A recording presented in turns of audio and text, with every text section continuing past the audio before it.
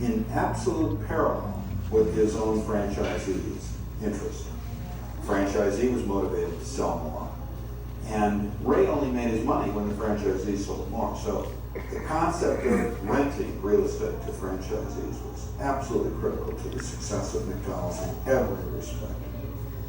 With his real estate formula in place, Kroc set out to meet his goal of opening 1,000 McDonald's from coast to coast. His search for new locations was endless. Ray was in his mid-50s and spending more time away from home than ever before. This took a terrible toll on his marriage. Kroc's relationship with Ethel had been rocky for years when, in 1957, he fell in love with another woman, Joan Smith. I was there with Ray the night that we had dinner at the Criterion restaurant, owned by Jim Zion, who had the Minneapolis McDonald franchise.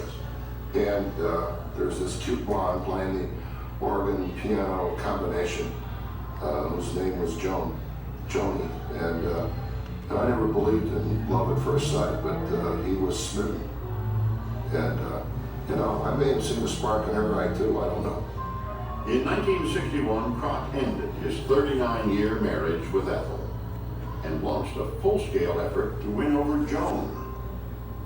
But Joan decided she couldn't leave her husband.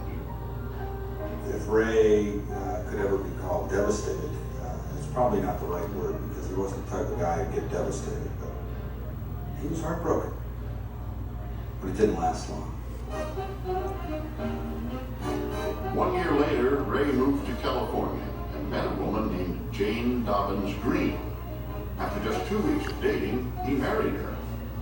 He later admitted that he married Jane out of convenience and that his heart was still with Joan. But Kroc's first love was always McDonald's. From 1958 to 1961, he opened over 200 new restaurants and showed no signs of slowing. Ray and his staff would scout new locations by flying over communities in the company plane looking for church steeples. Ray believed that where there were churches, there were good American families. And that's who What he a wanted treat. his customers. What a joy. His method for locating his restaurants very early on. What a Just historical. Very intuitive. Don't forget the scientific and the Fabulous. science. Just very intuitive. And once Kroc has that restaurant there, he tells the franchisee, this is how you need to operate. This is the McDonald's system that you're franchising. Kroc and company developed a 75-page manual that outlined every aspect of running McDonald's operation. Nothing was left to interpretations. Burgers had to be exactly 1.6 ounces, served with a quarter ounce of onion, a teaspoon of mustard, and a tablespoon of ketchup. Fries had to be cut at 9/32 of an inch thick. The manual even specified how often the restaurant needed to be cleaned. Ray wanted perfection and had no tolerance for variations by local operators. You can't give an inch. The organization cannot trust the individual. The individual must trust the organization. Any other way would be building on a marshy foundation that could collapse at any time. Ray Kroc was successful because he had a formula.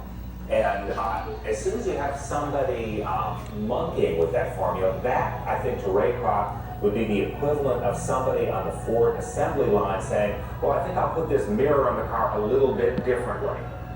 In 1961, Ray Kroc and his staff came up with a way to exercise even more control over their franchisees. In the basement of a McDonald's unit outside Chicago, they opened a training center that would eventually become Hamburger University, where students earned their degree in hamburgerology and minored in fries. The significance of Hamburger University was to make sure people did it his way. It was like going into the army. It was like getting a GI issued book of how to clean your rifle, how to make your bed. This was not, McDonald's was not a place for novelty and invention. Kroc insisted that operators stick to his ironclad rules, but Ray was a rule breaker himself. He continually clashed with Dick and Mac over changes he wanted to make in their original formula. But contractually, he couldn't change anything without their written approval. This became an increasing source of frustration for Ray during his 7-year relationship with the McDonald brothers. There was a little friction began to build up because Ray thought we had too much control over him. See, Ray was a great idea man, and he'd have one probably every 15 minutes. But some of them were not gems. So they began to have a little friction. In 1961, Kroc decided he wanted McDonald's all to himself. He asked Dick and Mac how much it would cost to buy them out. The brothers told him they wanted $1 million each, plus enough money to cover their taxes. A total of $2.7 million. Whee! Cash. Cash! He thought, here are these guys, they weren't doing anything to earn their cut, except they gave me the idea. And now they wanted all of this money, and they wanted it in cash. I think he almost thought it was like an extortion. I learned some new cuss words, and I broke a few windows, and I shut the door and screamed and hollered, and I said, take it. And the lawyer and the cop said, you're crazy, and I said, that was established many years ago. But the deal had one last stumbling block.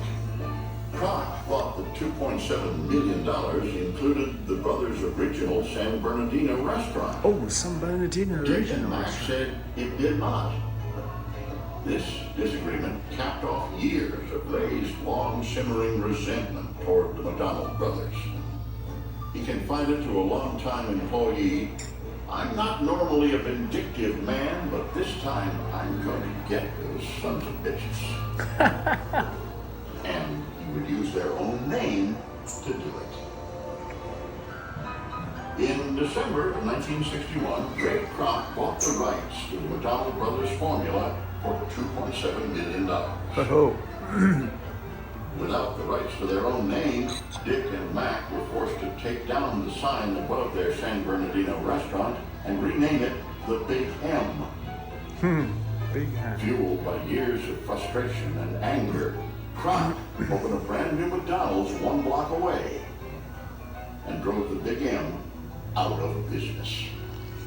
Kroc could be very vindictive, and he was proud of it. He considered that kind of the mark of a good salesman, that you have to be that forceful and aggressive, vindictive person. So he didn't consider that a personal flaw at all. With Dick and Mac out of the way, Kroc set out to put his own stamp on McDonald's menu. He fancied himself a visionary when it came to developing new products, but it was never his strongest suit. I remember one time he tried to put in McDonald's a... Listening to the Mac story, you know? Called a kolache. It's the It was very persistent popular in Chicago. perseverance. I love Never kolaches. give up. The rest of the country was like The kolache. genius. Corrected those in Oh, McDonald's. so many. But Kroc's most memorable flop Their was the sandwich dedication developed after is not the Cincinnati's ultimate Catholic for population success. clamored for a meatless Perseverance, sandwich they could failure, eat on Fridays. broken In heart. response, he That's introduced what the makes hula burger. Who you are. I said, well, we'll take a slice of pineapple, and incidentally, this is a great sandwich at home, fix it up. You grill it in butter, and put a slice of cheddar cheese on top, one on the bottom, and put them on toasted bun or bread, and they call it a hula burger. And they said, I like the hula, but where's the burger? He thinks he has this great idea that he has his pulse on American Appetite.